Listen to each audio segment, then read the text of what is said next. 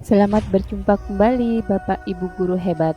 Saya Yanti Armayani, CGP Angkatan 9 Kabupaten Mojokerto akan memaparkan koneksi antar materi modul 2.2 Pembelajaran Sosial dan Emosional.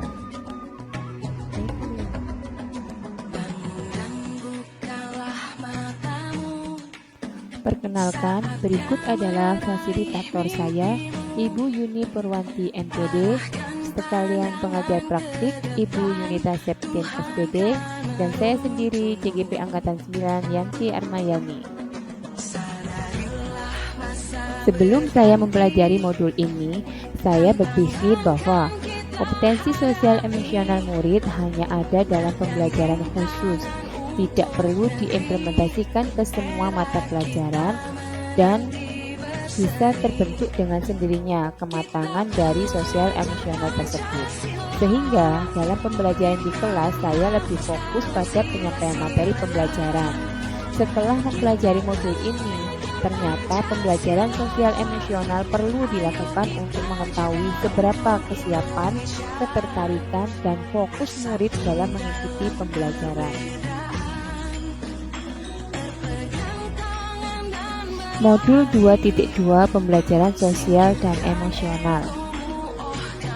Untuk memenuhi kebutuhan belajar di lingkungan yang aman dan nyaman, untuk memfasilitasi seluruh individu di sekolah agar dapat meningkatkan kompetensi akademik maupun kesejahteraan psikologis atau well-being. Ada 3 hal mendasar yang penting yang harus dipahami dan dipelajari. Antara lain yaitu PSE yang di dalamnya terdapat 5 kompetensi sosial emosional, yaitu kesadaran diri, manajemen diri, kesadaran sosial, keterampilan berelasi, dan pengambilan keputusan yang bertanggung jawab. Pemahaman tentang konsep kesadaran penuh atau mindfulness sebagai dasar pengembangannya 5 KSE. Implementasi pembelajaran sosial emosional di kelas dan di sekolah.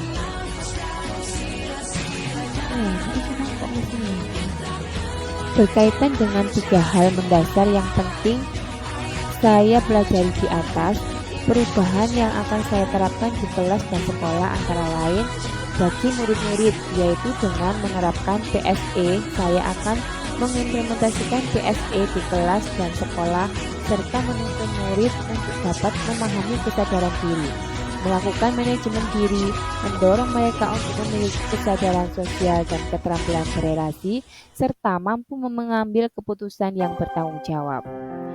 Bagi rekan sejawat, yaitu saya akan membagikan pemahaman saya mengenai pembelajaran sosial emosional dan keterampilan sosial emosional, serta mendorong penerapan pembelajaran sosial emosional di lingkungan sekolah, sehingga terwujud lingkungan belajar yang aman, nyaman, dan menyenangkan, serta dapat tercapai well-being. Apa kesimpulan tentang perubahan pengetahuan, keterampilan, sikap sebagai pemimpin pembelajaran, serta mempelajari pembelajaran sosial dan emosional? Setelah mempelajari materi pada modul ini, saya memahami perubahan pengetahuan dan pemahaman mengenai pembelajaran sosial emosional. Saya pun mendapat pengetahuan tambahan mengenai apa dan bagaimana PSE. Selain itu, saya juga menjadi tahu bagaimana seharusnya menerapkan pembelajaran sosial emosional di kelas dan di sekolah. Keterampilan tambahan yang saya dapatkan adalah bagaimana strategi serta kemampuan yang saya lakukan untuk menerapkan pembelajaran sosial emosional di kelas dan di sekolah. Keterkaitan antara modul 1.1 Filosofi Ki Hajar Dewantara, 1.2 Nilai dan peran guru penggerak, 1.3 Visi guru penggerak, 1.4 Budaya positif, dengan modul 2.1 Pembelajaran berdiferensiasi, serta modul 2.2 Pembelajaran sosial emosional, yaitu dengan tujuan 1. Membentuk karakter profil pelajar Pancasila. Keterkaitan pembelajaran sosial dan emosional dengan modul 1.2 1.1 Pemikiran Ki Hajar Dewantara. Filosofi Ki Hajar Dewantara mengenai pendidikan adalah menuntun segala kekuatan kodrat yang ada pada anak, agar mereka sebagai manusia maupun anggota masyarakat dapat mencapai keselamatan dan kebahagiaan yang setinggi-tingginya.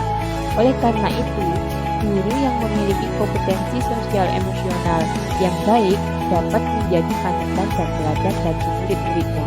Selain itu, pembelajaran sosial emosional dapat menjadikan anak untuk mencapai kebahagiaan dan keselamatan yang setinggi-tingginya. Keterkaitan pembelajaran sosial dan emosional dengan modul 1.2 Nilai dan Peran Guru Penggerak. Pada hakikatnya, guru penggerak yang sudah menerapkan nilai guru penggerak atau berpihak pada murid, mandiri, reflektif, kolaboratif, dan efektif, serta mampu menerapkan peran guru penggerak yaitu menjadi pemimpin pembelajaran, menjadi coach bagi guru lain, mendorong kolaborasi, mewujudkan kemimpinan murid serta menggerakkan komunitas praktisi, tentu mampu merancang pembelajaran berdiferensiasi guna memenuhi kebutuhan murid. Guru berperan dalam menciptakan well-being di lingkungan sekolah. Hal ini akan terwujud dengan memberikan perhatian dan mendorong terbentuknya sosial emosional murid yang baik dan stabil. Keterkaitan pembelajaran sosial dan emosional dengan modul 1.3 Visi Guru Penggerak. Dalam menyusun visi guru penggerak, guru menggunakan manajemen inquiry apresiatif berupa tahapan bagja untuk mewujudkan visi yang berpihak pada murid. Visi guru penggerak salah satunya adalah untuk mewujudkan profil belajar Pancasila. Hal ini dapat tercapai dengan penerapan pembelajaran sosial emosional atau yang disebut dengan PSE, yang akan mendorong pada penerapan karakter baik pada murid. Keterkaitan pembelajaran sosial dan emosional dengan modul 1.4 Budaya Positif. Perubahan pembelajaran berdiferensiasi yang dilakukan di kelas maupun di sekolah akan membantu terwujudnya budaya positif dengan posisi kontrol guru sebagai manajer. Terdapat 5 keterampilan sosial emosional atau KSE, yaitu kesadaran diri, manajemen diri, kesadaran sosial, keterampilan berrelasi, dan pengambilan keputusan yang bertanggung jawab. Dari 5 KSE tersebut dapat menjadi bagian dari budaya positif yang diterapkan di lingkungan sekolah. Keterkaitan pembelajaran sosial dan emosional dengan modul 2.1 Pembelajaran berdiferensiasi. Untuk mewujudkan pembelajaran berdiferensiasi, pendidik harus mampu mengenali karakter murid dan kelasnya. Pengintegrasian PSE dalam pembelajaran serta menciptakan iklim budaya sekolah akan sangat membantu pendidik dalam mengidentifikasi karakter kelasnya, sehingga pembelajaran berdiferensiasi mampu berorientasi pada kebutuhan belajar murid. Artinya, guru harus memperhatikan sosial emosional murid agar dapat memahami kebutuhan belajarnya dengan baik dan tepat, sehingga pembelajaran dapat dilakukan dengan efektif serta sesuai dengan tujuan pembelajaran yang telah dirumuskan. Sekian pemaparan dari saya, nantikan video saya selanjutnya. Terima kasih. Wassalamualaikum warahmatullahi wabarakatuh.